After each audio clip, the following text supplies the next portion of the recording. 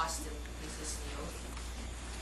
On my honor, I will do my best to do my duty, to guide my country, to obey the Scout law, to help other people at all times, to keep myself physically strong, mentally awake, and morally straight. It's great to be here with you this evening, and I'd like to thank Dr. McHugh for inviting me. How many of you play sports? Anybody? What sport do you play? Basketball. Basketball. Anybody else? Golf. Golf? Golf. Golf? Golf. Never mind. I played that one too. Okay. How many of the parents play or played sports? What kind of sports? Softball. Football. I Softball. should guess that. Softball. Softball. Gymnastics. Gymnastics. Swimming. Running. No, swimming. Swimming. Sorry. Track and field. Pardon me? Track. Track. Okay. Volleyball. Right. How many of you believe that what Dr. McKeel was saying, many, if not all, sports have a great deal to do with mental fitness? Not just physical and technical, but mental. How many of you believe that? You believe that?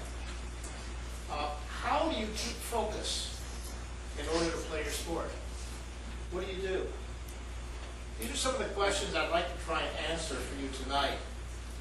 On the back table, I have some books.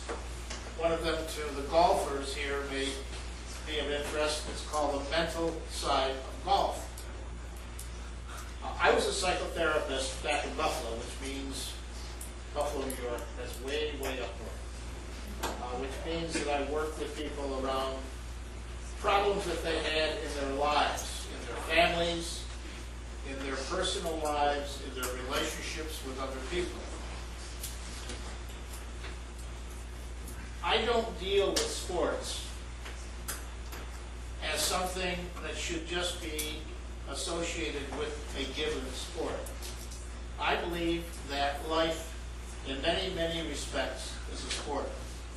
And so when I wrote The Mental Side of Golf, I talk about various principles, various guidelines and guideposts that people can use in focusing in their game of golf, but that can also be used as a strategy for dealing with their lives more effectively. Let me give you a little background. I played baseball, basketball, and hockey. I coached and managed all three sports.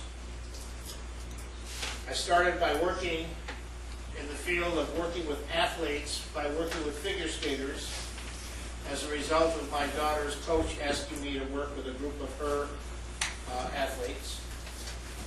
I worked with professional figure skaters, people who were in the going to Olympics or regional competition. I worked with amateur hockey players, gymnasts, equestrians, swimmers, divers, track and field, tennis, Olympic skiers, amateur and professional golfers, the Buffalo Sabres NHL hockey team. Anybody ever heard of the Buffalo Sabres? Good for you. Are you from Buffalo? No? I lived in Syracuse.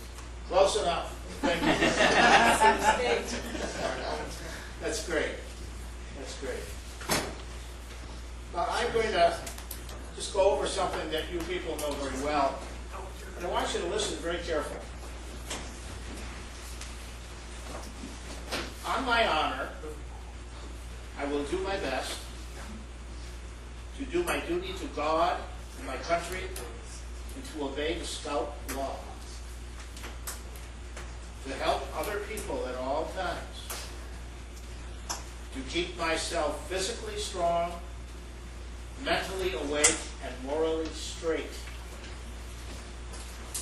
A Boy Scout is trustworthy, loyal, helpful, friendly, courteous, kind, obedient, cheerful, thrifty, brave, clean, and reverent.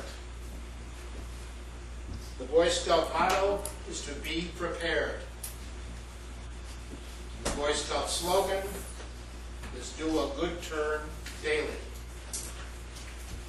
All of these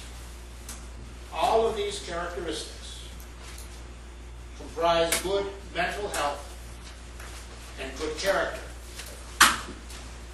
Now, the title of my speech was How to Develop and Bring Back Integrity in Sports. All of you have heard, I'm sure, about what's happening with various athletes in terms of being sued, of being accused of wrongdoing, of taking steroids. We're in a mess. It's not just the professional athletes. You, the people sitting in this room, the young men sitting in this room, as a result of your parents believing that your involvement in Boy Scouts is a necessity. It's not just a privilege, it's a necessity.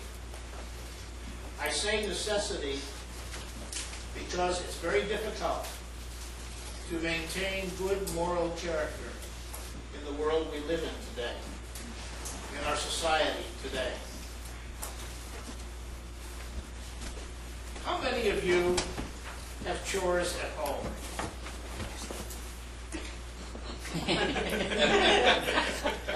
How many of you do your chores at home?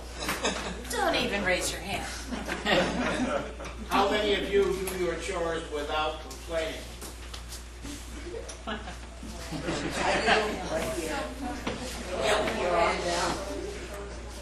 One of the things that involves good moral character, mental fitness, and integrity is self-discipline. One of the things that we are all used to today is being able to go into a McDonald's restaurant and order a Happy Meal or whatever kind of meal you choose, and you'll get it within a certain number of seconds. You pretty much get what you want when you want it. Good moral character doesn't come about that way. Good moral character comes from putting off what we want. It's called self-discipline.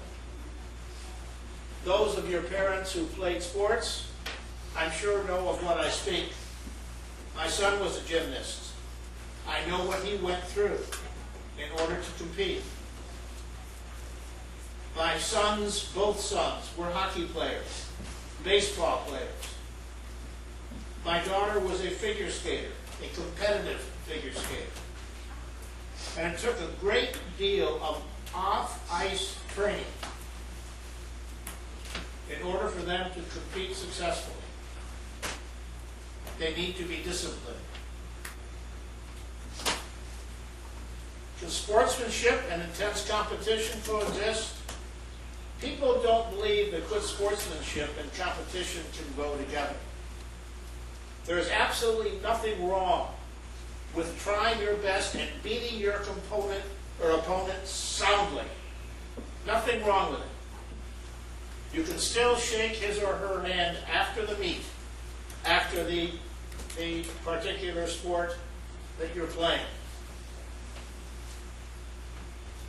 But to do your very best, there's nothing wrong with that. How many of you are familiar with Tiger Woods? How many of you have seen the look on his face when he's out for the kill? He gives no mercy, but he is a good sport.